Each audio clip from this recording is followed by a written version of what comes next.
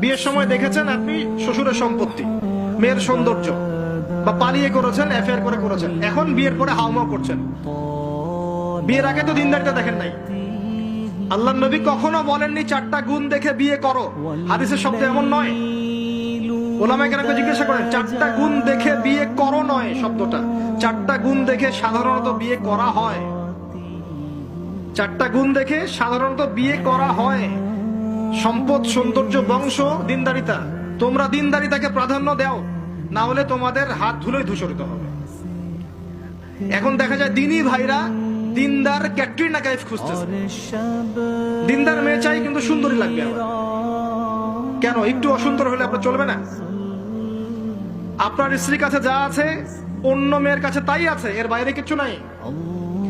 আর 2 দিন পরে, 1 বছর, 2 বছর, 3 বছর পরে, 5 বছর পরে গিয়ে দেখবেন সব সমান হয়ে গেছে।